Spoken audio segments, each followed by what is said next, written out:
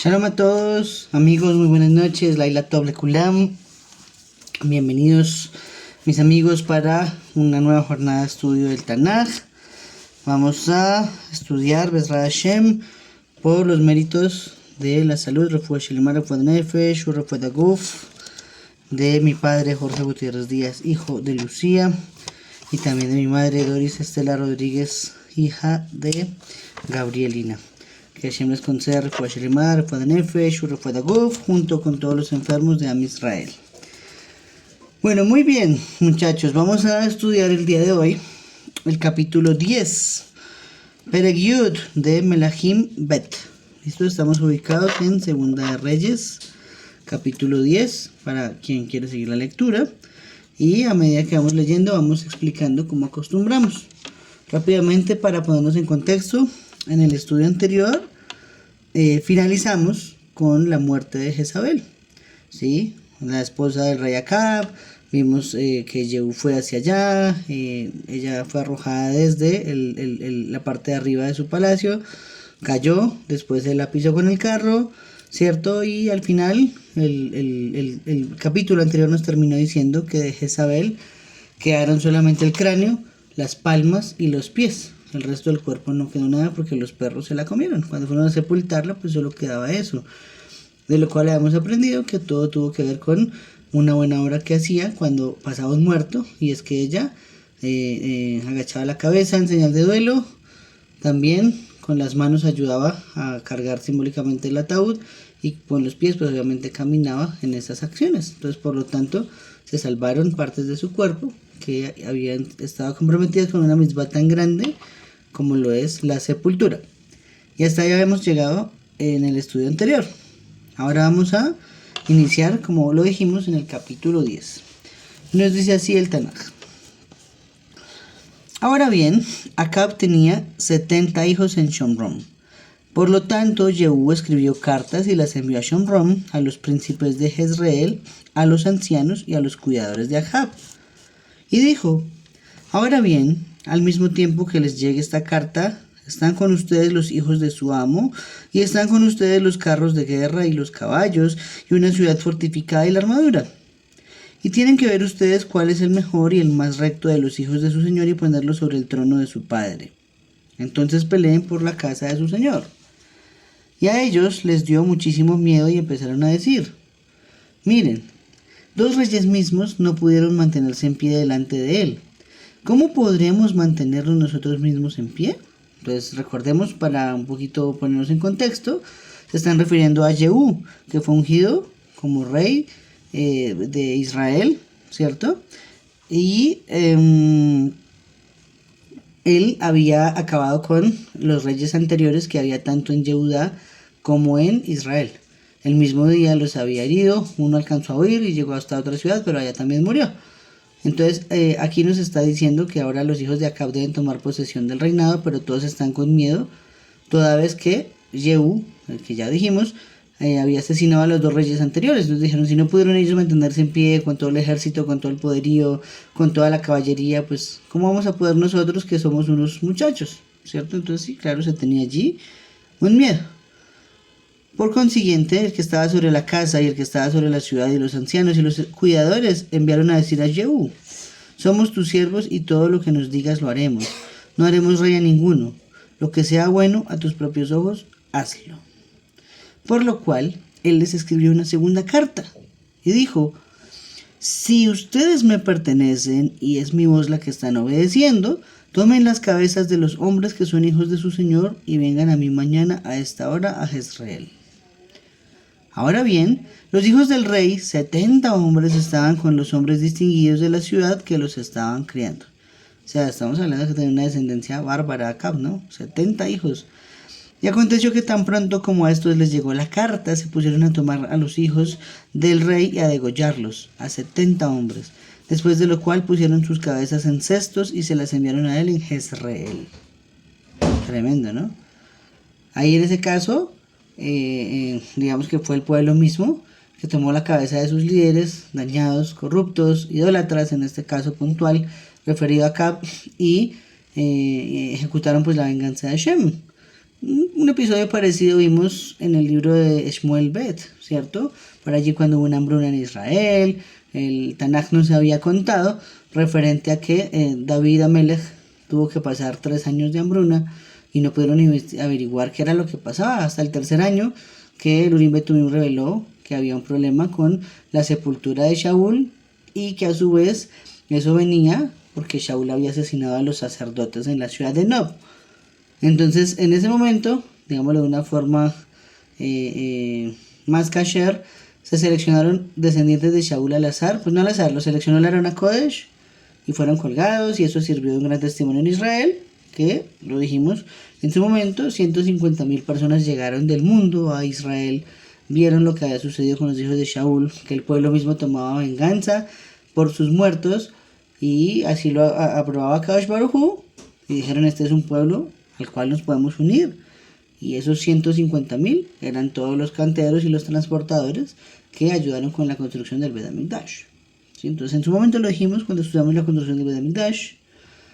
El Bet HaMikdash como tal fue obra de, en gran parte pues, de los conversos al judaísmo.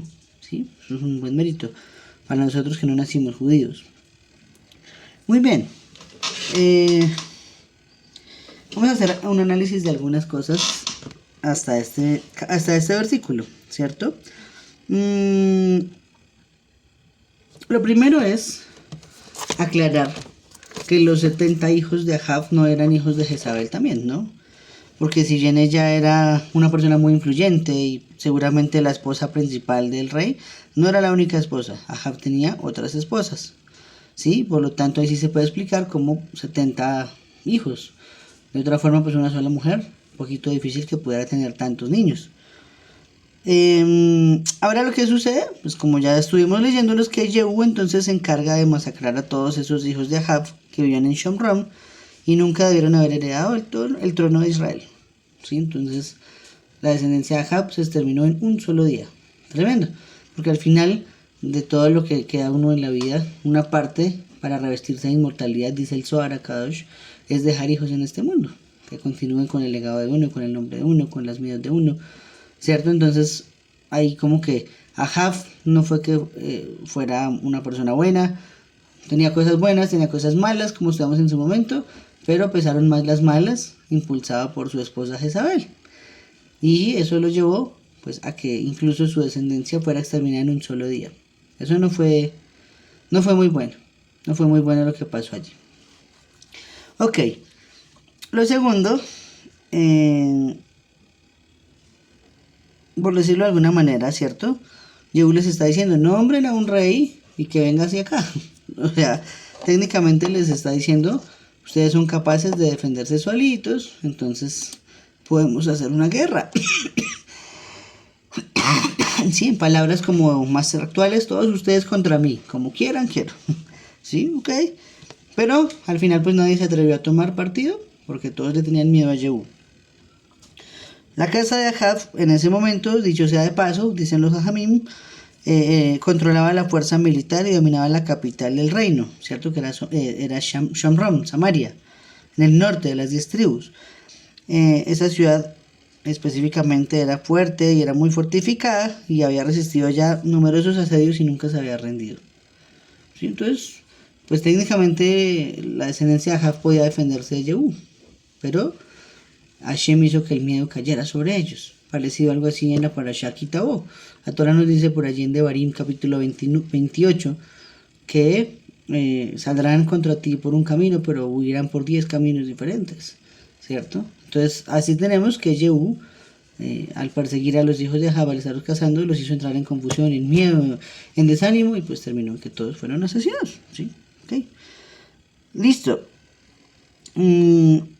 Ahora bien, ¿quiénes eran esos dos reyes que no los mencionamos hace un momento? Eran el rey Ocosías y el rey Jehoram, perdón. Ahaziyah y Jehoram, que fue los que en el capítulo anterior, perdón, 2 capítulos antes había asesinado Jehú. Bueno, ahora bien, Rashi hace una anotación, ¿cierto?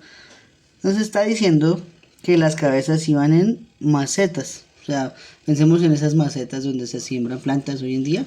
Dice que en algo así era donde iban las cabezas de cada uno de los 70 hijos de Ahab. Ahora, otra versión, dice el mismo Rashi, que podrá significar en cestas tejidas delgadamente para que las cabezas se vieran desde afuera. De cualquiera de las formas era palpable el que adentro de ellas iban las cabezas de los hijos de Ahab. Tenía que ser algo espeluznante también, ¿no? ¿Quién no se asombraría de ver una cabeza de un ser humano ahí, bueno o malo? ¿Sí? Tremendo. Ahora bien, dice en el Pasuk 8, seguimos en la lectura. Entonces el mensajero entró y se lo informó, diciendo, han traído las cabezas de los hijos del rey. De modo que él dijo, pónganlas en 2 montones a la entrada de la puerta hasta la mañana. Y por la mañana aconteció que él procedió a salir. Entonces se quedó parado y dijo a todo el pueblo, ustedes son justos. Aquí yo mismo conspiré contra mi señor y logré matarlos, pero ¿quién derribó a todos estos? Sepan pues que no caerá a tierra sin cumplirse nada de la palabra de Hashem, que Hashem ha hablado contra la casa de Ahab y Hashem mismo ha hecho lo que habló por medio de su siervo Eliyahu. ¿Sí? ¿Está recordando? Entonces aquí, Yehú, que Eliyahu ya había dicho, una profecía, que toda la casa de Ahab iba a caer. Todo esto pasó después del suceso de la viña de Nabot. Ahí en ese momento cuando Eliyahu llega y le mete la reprimenda de la vida a Ahab, y que ahí es donde se decreta finalmente que esa, esa transgresión, esa verá, superó todos los méritos que podía tener Ahab. Y ahí a continuación viene todo lo de la muerte de Ahab y después la muerte de Jezabel y ahora la muerte de sus hijos. Todo eso para que se cumpla lo que dijo Eliyahu Naví. Ok. Ahora nos sigue diciendo, además siguió adelante Yehú, derribó a todos los que quedaban de la casa de Ahab en Jezreel. Parientes también cayeron por allí, no solamente hijos. Y a todos los hombres distinguidos y sus conocidos y sus sacerdotes hasta que no hubo dejado de él ningún sobreviviente. Ok. Entonces, dice aquí más o menos en los comentarios que Yehú le expresa al pueblo de Jezreel que él no es un conspirador. Lo que le está diciendo es, les está aclarando, yo no soy una persona mala, no soy un guerrillero que se levantó en armas contra el gobierno para exterminarlo. No, yo estoy cumpliendo una profecía de Hashem dada por Eliyahu, en la cual se decía que la casa de Ahab tenía que ser destruida. Yo solamente soy el instrumento de Hashem para hacer efectiva esa profecía. ¿Sí? Tremendo. Eso es así, ¿no? Digamos que una vez me lo explicaron de una forma muy interesante. Cuando nos suceden cosas, a veces nosotros creemos que son las personas las que nos causan algún sufrimiento, algún daño.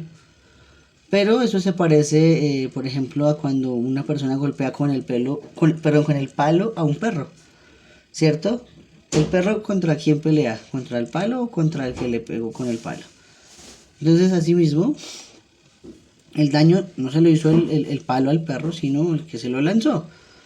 Entonces, Akadosh Baruj Hu nos pone a nosotros en esas situaciones. Los Hajamim lo explican para expiar nuestras almas a través del sufrimiento, para perdón de nuestras transgresiones, de nuestros pecados, ¿sí? Y nosotros no debemos tomar las cosas personales contra alguien, sino más verlo como que Hashem usó en ese momento a tal persona como un instrumento para expiar por mis pecados. ¿Sí? Eso es lo que está diciendo ahora Yehú. Está diciendo, miren, yo no soy un conspirador, no soy malo, no me estoy haciendo armas contra el sistema del gobierno, simplemente Hashem me está usando para cumplir una profecía. Pero pues ahí había conciencia de que funcionaba así el mundo. Después de que la profecía se fue a este mundo, pues nadie puede decir algo así, nadie lo puede afirmar. Sin embargo, pues nos queda a nosotros ahí sí tener fe en que Hashem lo está haciendo de una manera correcta. El sufrimiento duele, pero es parte de la vida. Ahora bien, el Rambam aclara, ¿no? Cuando hay un profeta, dice la Sagrada Torá de Barim capítulo 13, versículo 1, todo lo que esa persona diga tiene que cumplirse al 100%. Esa es la manera de detectar que es un profeta enviado por Hashem. Si no se cumple, pues sabemos que no venía enviado por Hashem. Ok. Aquí en este caso, ese es el motivo por el cual Yehú no solamente está aplicando lo que dijo Akadosh Baruj Hu, ¿qué iba a hacer? ¿Cierto? Sino que además está recordando que quien lo había pronunciado tantos años atrás era Eliyahu. Y pues Eliyahu es tal vez el segundo más grande después de Moshe que existió en su nivel espiritual, en su talla de su alma. Ok. Ahora, cuando se refiere a la casa de Ahab, que la exterminó por completo, ahí aclaran los Ajamim. Mataron a amigos, familiares, siervos, socios, sacerdotes, etcétera, etcétera, etcétera, hasta el nido, decimos en Colombia, hasta el nido de la perra, ¿cierto? Y eso es algo parecido a lo que nos ha dicho atrás el profeta Eliyahu. Dijo, no va a quedar ni siquiera uno de los que orina contra la pared. Eso fue lo que le dijo Eliyahu a Acab, y efectivamente ni siquiera los perros se salvaron.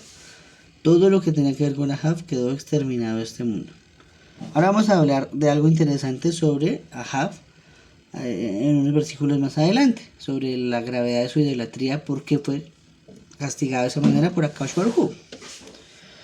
Dice en Zacarías 11:8, en un mes corté a los 3 pastores, ¿cierto? Así está escrito en ese versículo del profeta Zacarías. ¿Y qué significa eso? ¿Qué tiene que ver con lo que estamos estudiando? Bueno, Rashi lo explica, que se está refiriendo a la exterminación de la casa de Acab. ¿Por qué? Dice que cortó a los 3 pastores. Número 1, Jehú mató a toda la casa de Ahab. Es lo que nos está diciendo acá el pasuk. Número 2, mató a Ahaziyah y a toda la descendencia del reino de David. ¿Sí? O sea, casi la casa de David queda exterminada por culpa de un descendiente de él llamado Ahaziyah o Cosías, porque fue el primer rey de Yehudá, del reino del sur, que se alió con el reino del norte y que iba cada mes, o cada tanto tiempo, mejor dicho, a adorar a los Baales.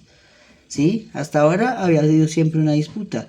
Los reyes de Yehudá, correctos, en la línea con Hashem, con los profetas encima guiándolos, entonces funcionaba de una óptima manera Yehudá. Pero una vez llega Ahaziyah, él se alía con el rey de Israel, Jehoram, que a la par era su cuñado, entonces por eso hay como un buen feeling entre ellos dos, pero no lo hizo bien y fue castigado tan severamente que casi se extermina la descendencia de David. ¿Sí? Y número 3 es Atalía, ¿cierto? Que mató al resto, salvo a Jehoash, que fue escondido. Eso es un poquito, creo que del capítulo que sigue a continuación. Y pues el único caso registrado de una mujer que fue reina de Israel. Hasta ahora pues era el rey y la esposa del rey, pues que simbólicamente se le dice reina. Pero hubo unos días en que una mujer fue reina en Israel, porque ella misma tomó el reinado, mató a todos sus nietos y ella misma cogió la corona y se le puso en la cabeza. Tremendo. Y eso no es el machismo ni la misoginia, pero en cuestiones de gobierno, Akadosh Baruj Hu lo deja delegado en manos del hombre, en manos de la mujer. Muchas veces no funciona.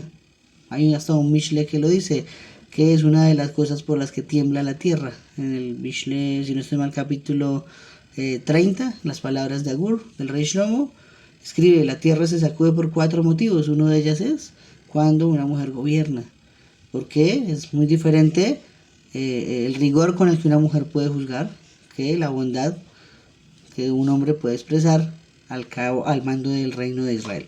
¿Sí? Esto lo estamos hablando desde el punto de vista de la Torá y de Am Israel. ¿Sí? No tiene nada que ver con el Estado de Israel, ni tiene que ver nada con las presidentas actuales. Puede que lo hagan muy bien hoy en día. ¿Sí? Hay mujeres, casos de éxito donde tienen en sus países que mejoran la economía, la calidad de vida, muy maravilloso. Pero en Am Israel, pues eso no está establecido de esa forma y no funciona de esa manera. Seguimos con la lectura. Sigue diciendo el pasuk número 12. Procedió a levantarse y a entrar entonces a partir para Shomron. La casa para atar de los pastores estaba en el camino.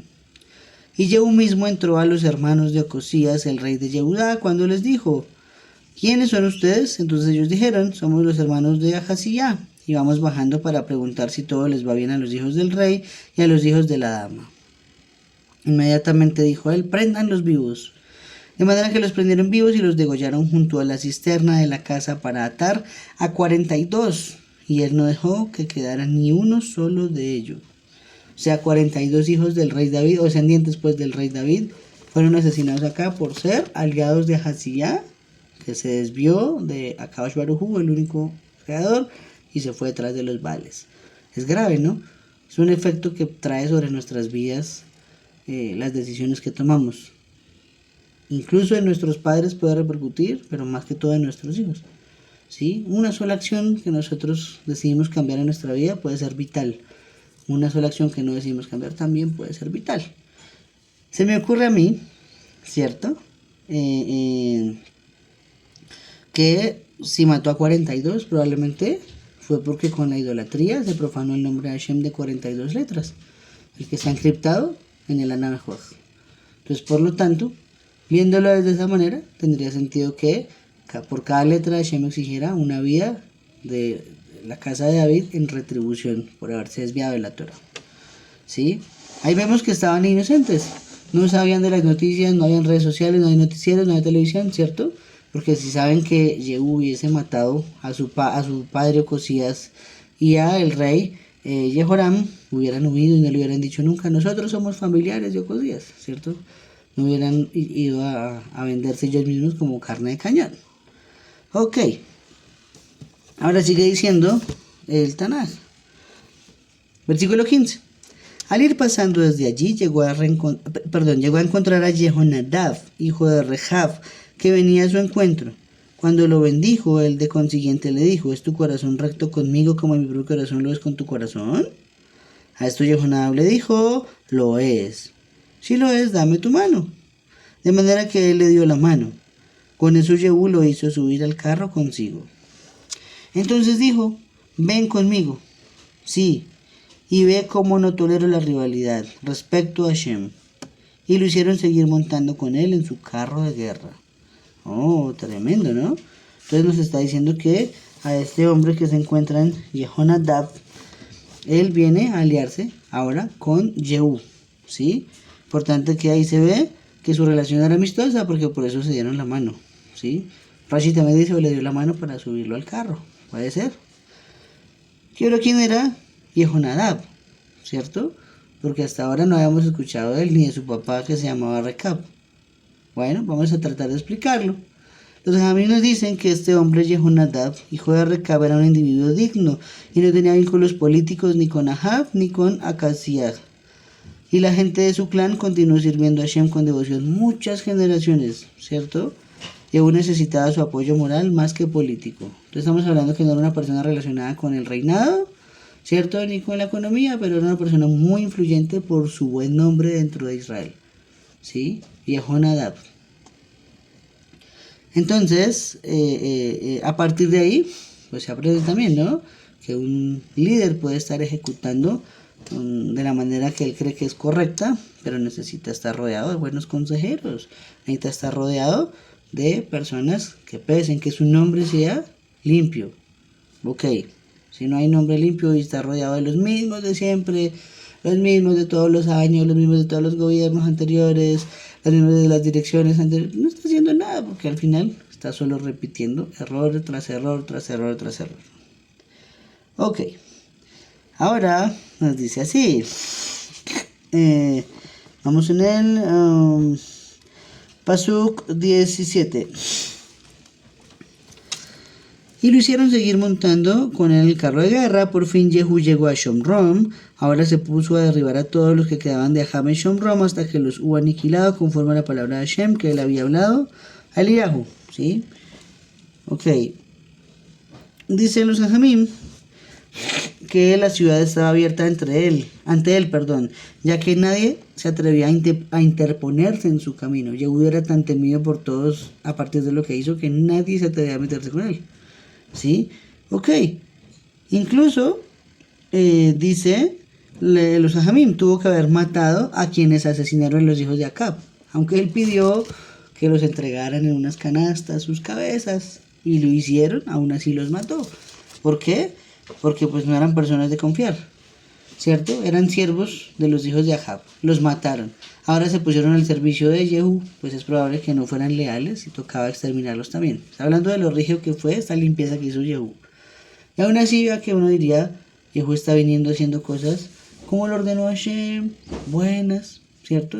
A priori, pero Jehú no es considerado un rey justo en Israel, ¿sí? Porque a pesar de todo, vamos a ver qué pasó más adelante con él.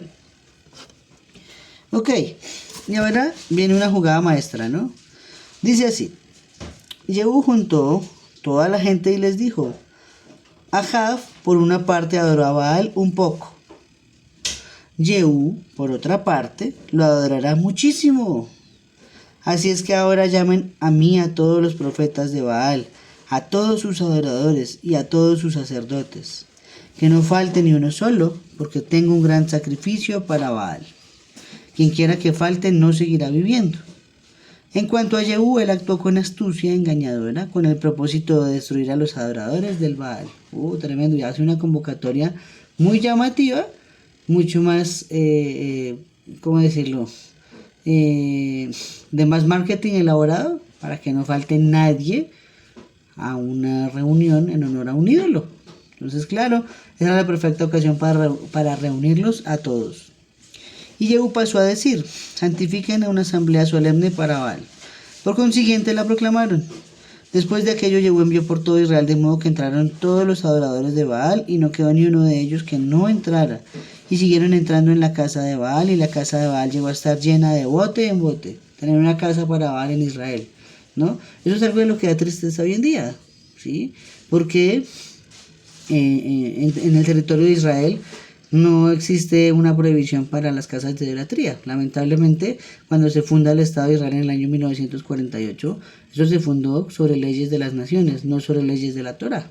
Entonces es normal que alguien va a Jerusalén y encuentra iglesias, y encuentra mezquitas, y eso no se quita. Y cuando la Torá lo prohíbe específicamente, de oraita, la Torá nos dice, no se puede tener ídolos dentro de Eretz Israel, ¿sí? Entonces, a veces pasan cosas trágicas de atentados contra la población del Estado de Israel.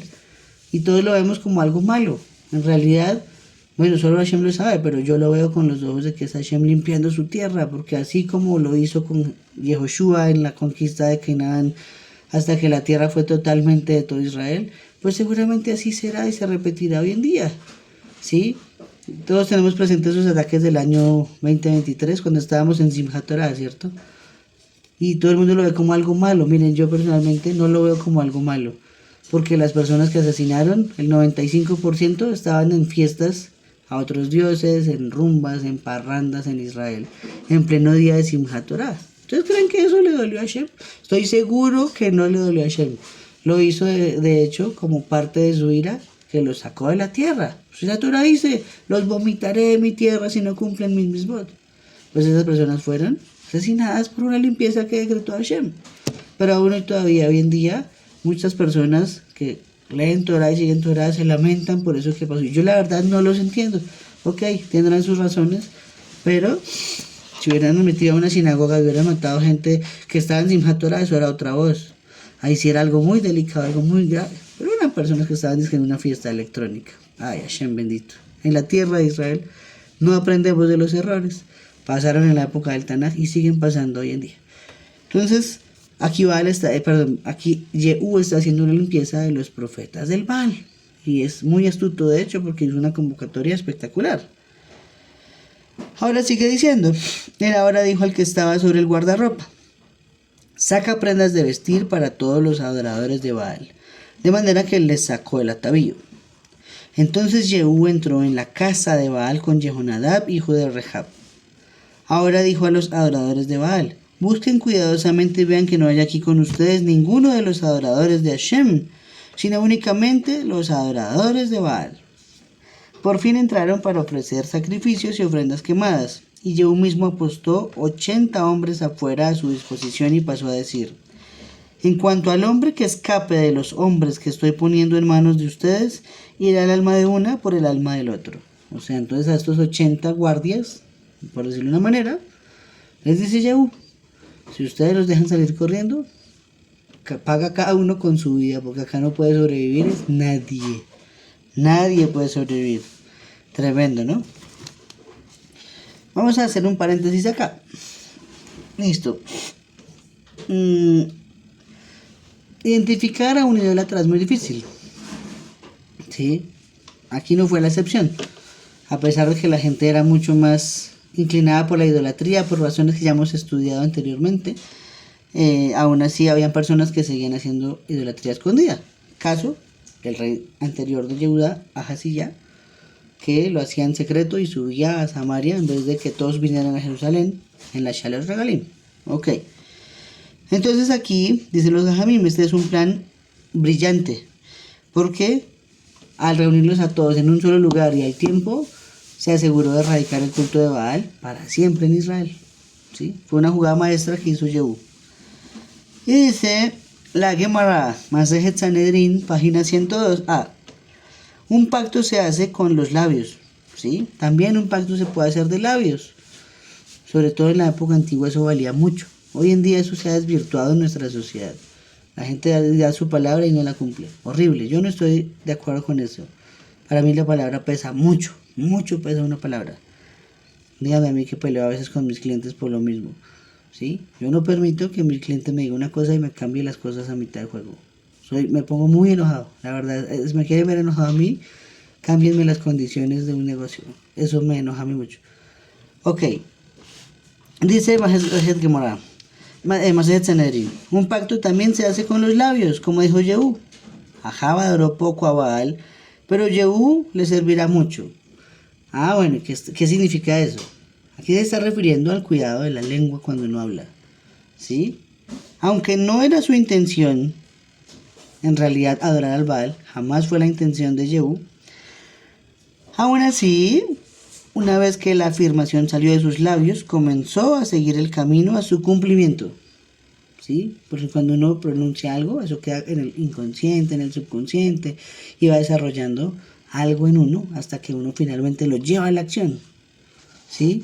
Por ejemplo, no sé, lo único que falta es, un ejemplo, lo único que me falta es que me caiga de la escalera. Y entonces al otro día se cayó de la escalera la persona, porque su boca lo pronunció.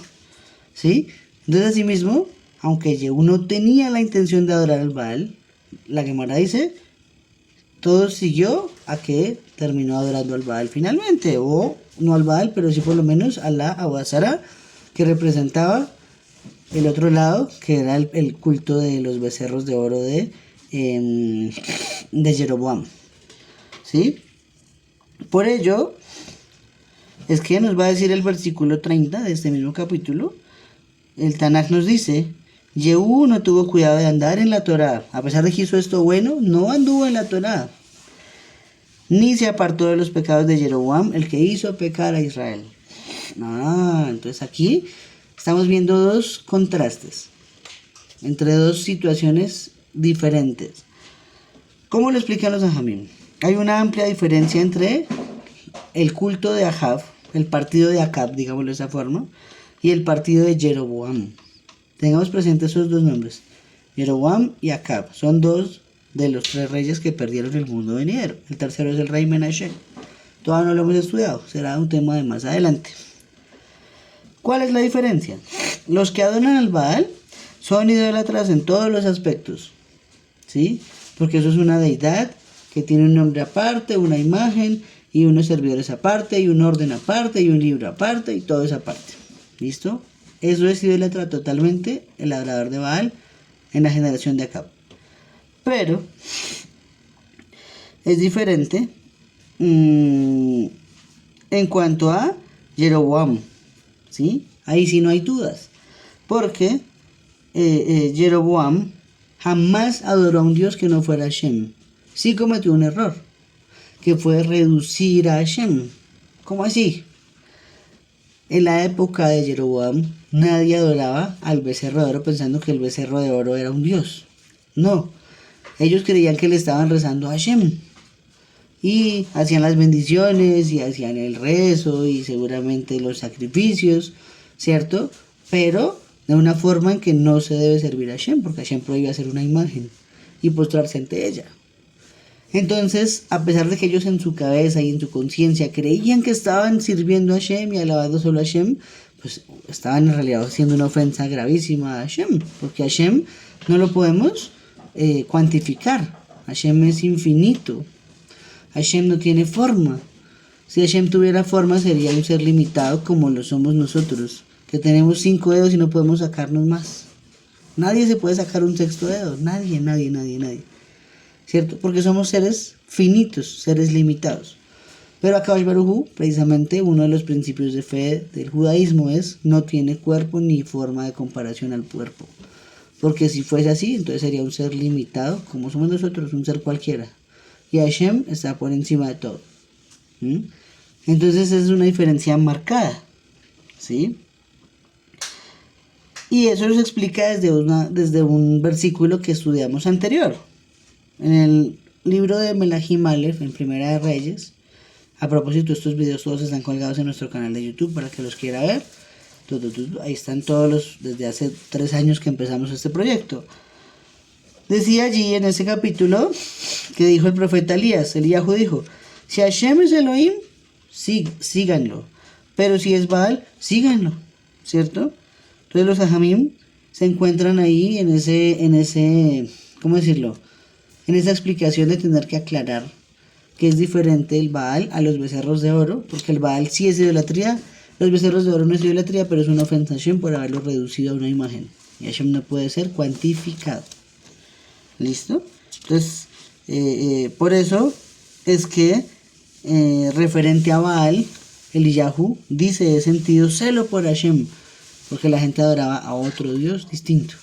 Nunca se ha dicho la palabra celo con los becerros de oro que hizo Jeroboam. Pero dicho eso, no quiere decir que lo de Jeroboam fuera bueno, ¿no? Simplemente que no adoraban a un Dios que no fuera Hashem, eso es todo. Ahora, siguen diciendo los Ajamim. Por otro lado, el partido de Jeroboam se considera que sus acciones o sus profetas iban simplemente a servir a Hashem, pero lo hacían, como les dije, de manera errada. Mientras que los profetas de Baal eran de otro culto extraño, de otra manera diferente. Entonces vemos al final que Jehú destruyó todos los vestigios del Baal, pero no tocó los becerros de oro. ¿Sí? Si la guerra de Jehú hubiera sido por el honor de la Torá y el honor de Hashem, pues también destruye los becerros de oro. Pero eso nos enseña que efectivamente Jehú no fue un rey justo, simplemente un instrumento que usó Hashem para exterminar la casa de Acab. Eso fue toda su función. Parece bueno sobre el papel, pero pues fue un rey normalito. Ok, ¿qué más nos dice por acá?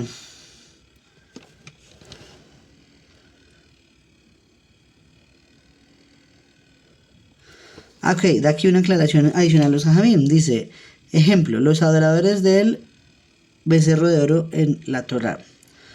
Los becerros de Jeroboam.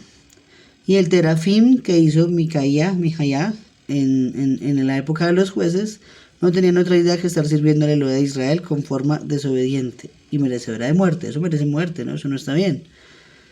Entonces, dice un ejemplo. Es como si un hombre se casara con su hermana por lujuria y aún así observara las regulaciones matrimoniales de la Tahara Mishpahá, ¿cierto? Como decir, bueno, el hombre se casó con su hermana, pero ella espera los días para ir a la mikve, se purifica y es solo de ese hombre. Pues, no importa que esté por un lado haciendo algo bueno, porque todo parte desde algo malo. Y eso es lo que se considera una mitzvah generada a partir de una transgresión. Eso no cuenta, eso no vale. ¿Sí? Entonces es como si alguien come cerdo, también haciéndole shejita al cerdo. Eso no se puede hacer, es imposible. El animal no es kosher, el animal no rumia. Además sé que tiene lejos la tráquea del esófago, los tiene así atravesados. Es imposible hacerles el corte al tiempo si tuviesen las pezuñas, pero si fueran rumiantes. Eso es lo que era el culto de Jeroboam. Es algo que es imposible, pero que es menos ofensivo ante Hashem que lo que hacía el culto al Baal. Muy bien, seguimos con la lectura. No, mentiras, hay más comentarios. Un momento.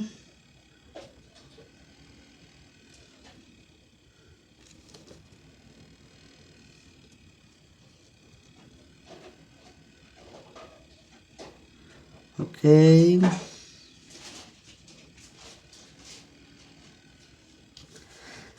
Aquí hay algo muy interesante, ¿no? En el Pasuk 22 dice que Yehú dijo, saquen prendas de vestir para todos los adoradores del Baal. Es decir, que se pusieron unas ropas especiales, ¿sí? Y ahí esto nos enseña una lección también de Musar. Así como el Kohen Gadol se vestía especial para hacer los servicios, el día de Yom Kippur, por ejemplo, en el Bet HaMikdash o en el Mishkan en su momento, y aquí nos dice que incluso los adoradores de Baal para una ocasión especial se visten en especial. Eso nos enseña que cuando vamos a Shabbat, por ejemplo, o a las fiestas, hay que ponernos muy elegantes. Es un momento especial, no es un momento para vestirnos como nos vestimos tradicionalmente en los días de la semana. ¿Sí? Entonces, es solo una lección de musar, de reproche, de ética que nos dan los jajamim. Si lo hacen los idólatras por sus ídolos, que no son nada, que es vacío, que no existen, pues cuanto más uno, por el honor de Hashem. ¿Sí? Aprovechando que ahorita en Motzai Shabbat, pasando Shabbat es Pesach, ¿no? Estamos muy cerquita, estamos muy cerquitica de Pesach. Técnicamente la noche de hoy era que se tomó en el Pesaj original en Misraim el cordero, día 10 del mes, y se dejó amarrada la pata a la cama. Y bueno, viene todo, la historia del Corban Pesaj como la hemos estudiado. ¿Qué más nos dice por acá? Listo, acá nos dice, ok, hay un tipo de prenda, cuando dice que saquen prendas nuevas, ¿cierto? Para todos los adoradores de Baal, el término que usa el Tanaj es meltajá, ¿cierto? Para nombrar esa ropa. Y esa meltajá explica el Talmud, Masejet Gittin, página 59, que se refiere a cierto tipo de prenda que se puede comprimir y estirar de nuevo a su tamaño anterior, de forma que puede ser una prenda muy grande, pero también una prenda muy chica. O sea que es adaptable, ¿sí? Ya existía ese tipo de vestimentas en su momento. Entonces todos compran y ahora lo llamamos en nuestra época la talla única, porque eso cede al tamaño, al cuerpo de cada persona. ¿Sí? Vean que esa tecnología de vestimenta existía desde la época de los profetas. Ok, ahora sí seguimos en la lectura. Aconteció que tan pronto como acabó de ofrecer la ofrenda quemada, Yehú inmediatamente dijo a los corredores y a los adjutores, entren, derríbenlos, no dejen salir ni uno solo. Y los corredores y adjutores empezaron a derribarlos a filo de espada y a arrojarlos afuera, y siguieron yendo hasta la ciudad de la casa de Baal. Entonces sacaron las columnas sagradas de la casa de Baal y quemaron cada una de ellas. Y además demolieron la columna sagrada de Baal y demolieron la casa de Baal y la mantuvieron aparte para excusados hasta el día de hoy. ¿Sí? O sea, se volvió un baño público. Es el lugar de adoración de ídolos.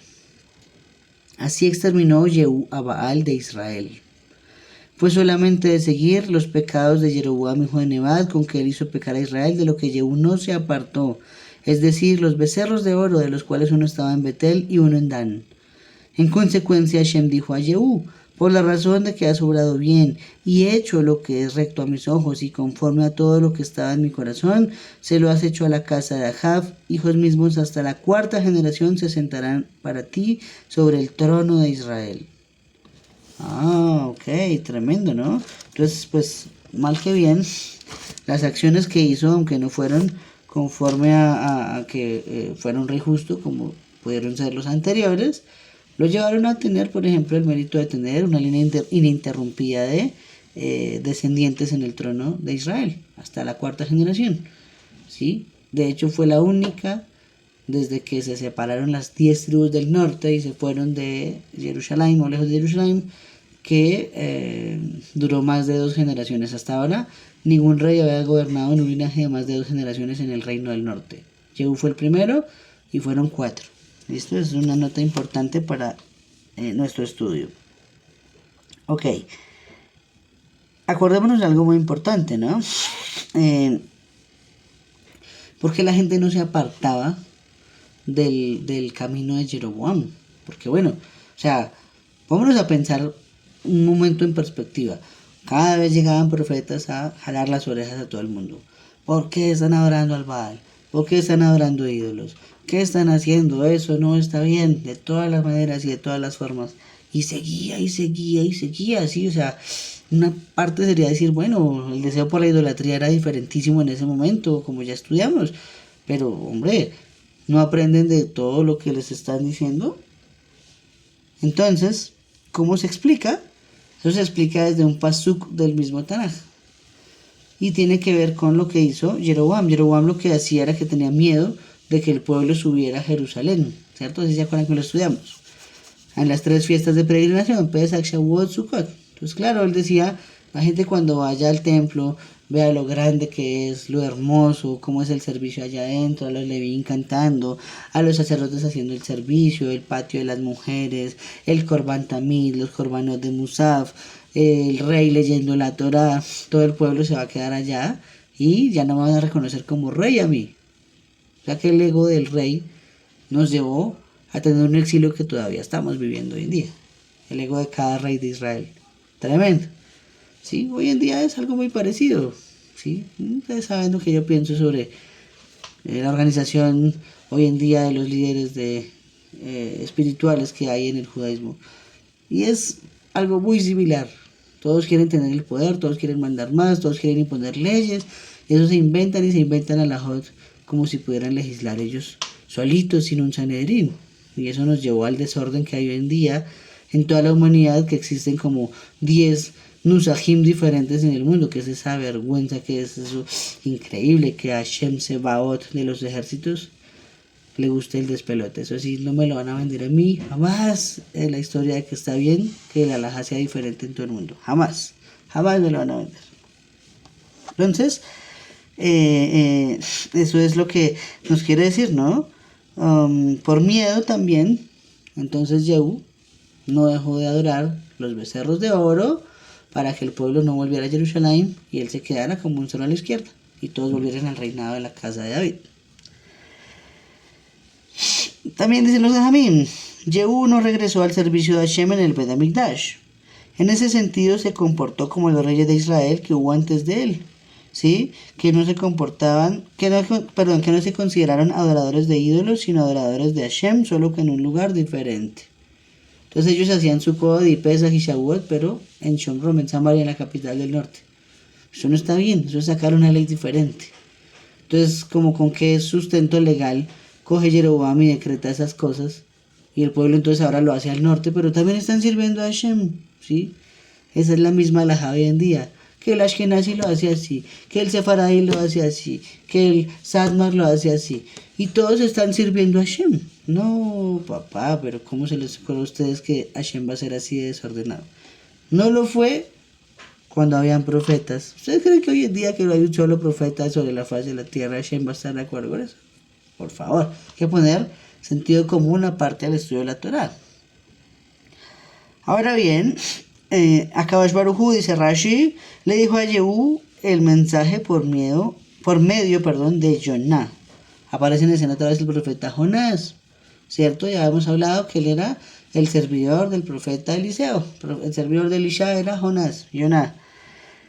Y las 4 generaciones que se le prometen acá como recompensa sobre el reinado de la casa de Israel es por haber destruido 4 generaciones de la casa de Ahab, a saber, Omri, Ahab, Ahaziyah y Jehoram, ¿cierto?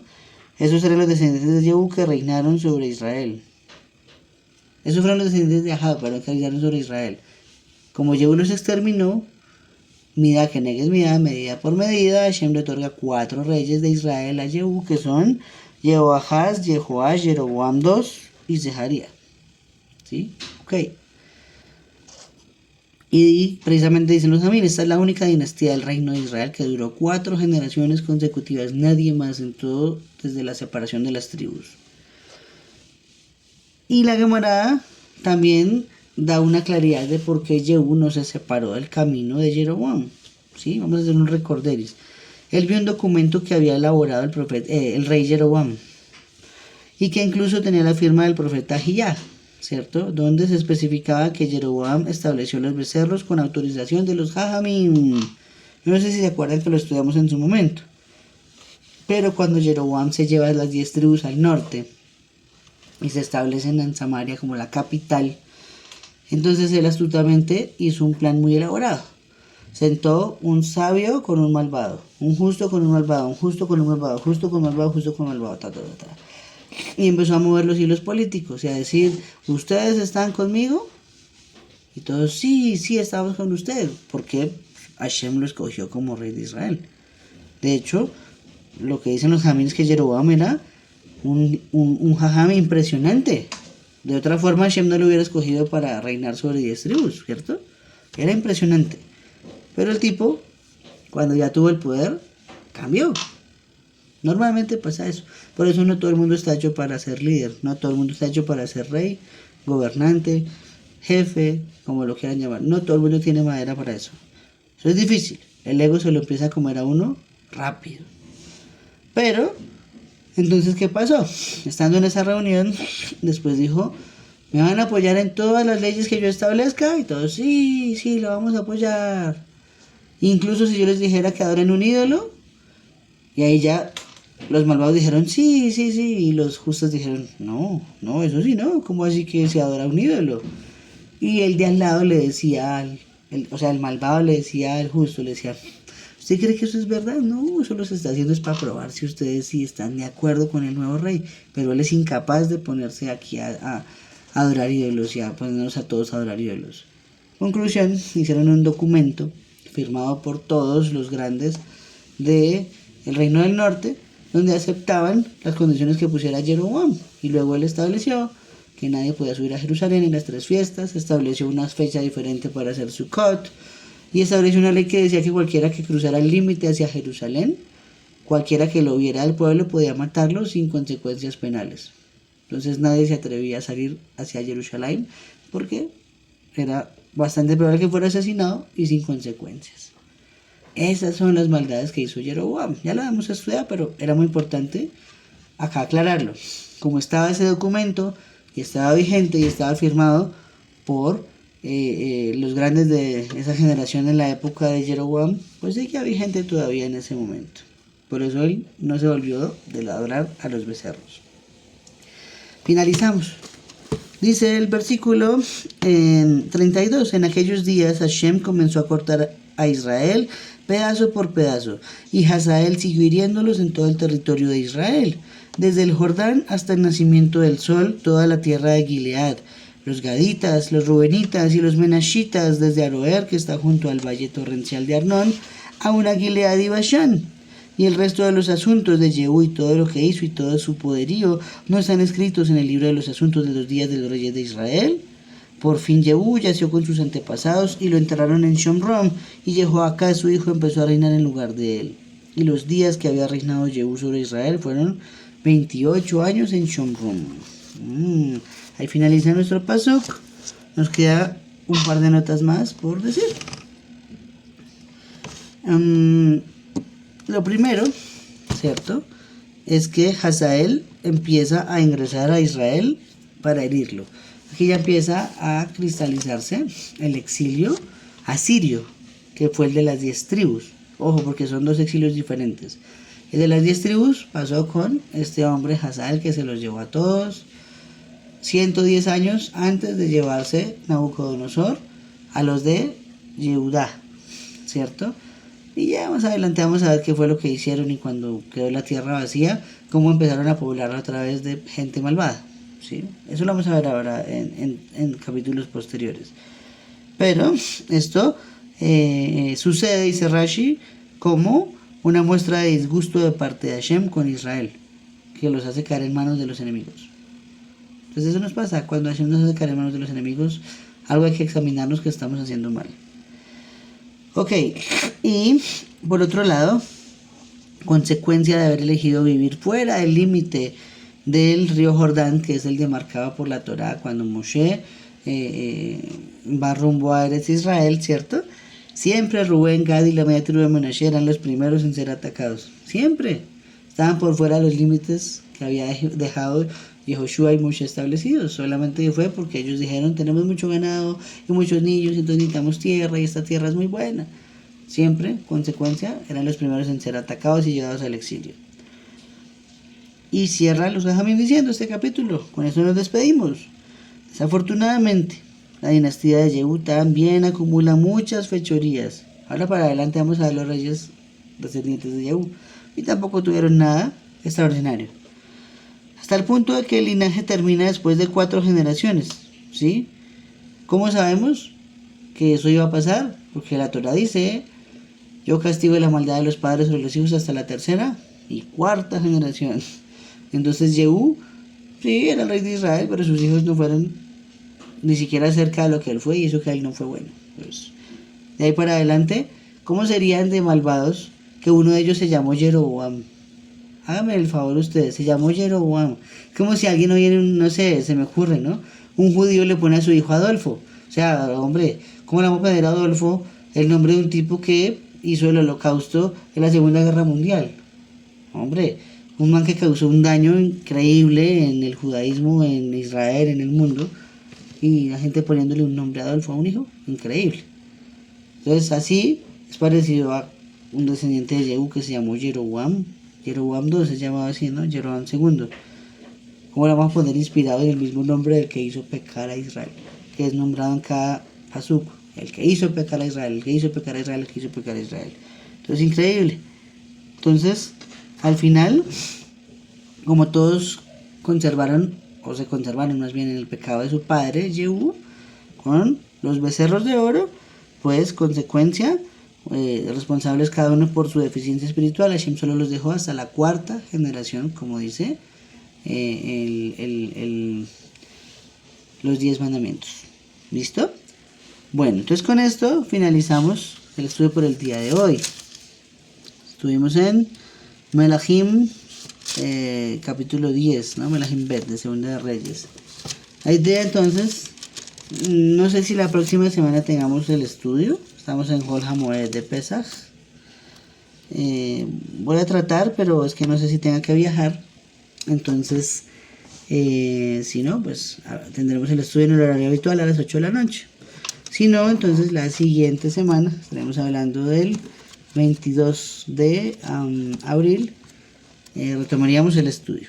¿Listo? Y ahí vamos a hablar de la primera y única reina que se autoproclamó en Israel. Vamos a hablar de Atalía. Entonces a todos, un abrazo grande. Digamos desde ya, Shabbat Shalom, desde ya, Pesach, Sameach, Hag Sameach. Recuerden por favor que acabando Shabbat empieza Pesach y vamos a hacer ahí la conexión de un día con otro. Recuerden que hay que limpiar las casas, estos días es muy duro, es de mucho aseo, mucha limpieza, cacherizar las cocinas, de sacar el hametz, pero más importante que la acción física de no ingerir ninguno de los 5 granos prohibidos que se consideran hametz, ¿cierto? Más allá de eso, que es lo físico, es lo que hay dentro de nosotros, el hametz que nos leuda a nosotros, ¿cierto? Todos tenemos algo que saca lo más malo de cada uno de nosotros, o lo menos bueno, llamémoslo más bien de esa manera. Y las cualidades que se multiplican de forma negativa por alguna acción, eso es lo que hay que evitar en esa semana de Pesach. ¿Sí? Si a mí la situación que me pone así es, no sé, perder un negocio, un ejemplo. Entonces, bueno, esta semana entonces no hagamos negocios, así vamos a sacar la levadura del corazón, la levadura de nuestra vida. Y eso es lo que en realidad quiere significar profundamente el eliminar el hametz. No tanto lo físico, obviamente hay que tener cuidado con eso porque es de oraita, hay que blindarse por todos los medios. ¿Listo? Y nada, que tengan todos un bonito seder, un bonito Shabbat, que puedan tener invitados en su mesa, que se aguanten el seder con alegría, que canten esas canciones porque en realidad es una noche distinta a todas las demás. Esa canción es, en serio, Manishtana, porque esta noche es distinta a todas las demás, porque no se siente lo mismo en la noche de Pesach que las otras noches del año. Entonces disfrútenlo al máximo y a todos una feliz noche. Laila Tov Lekulam.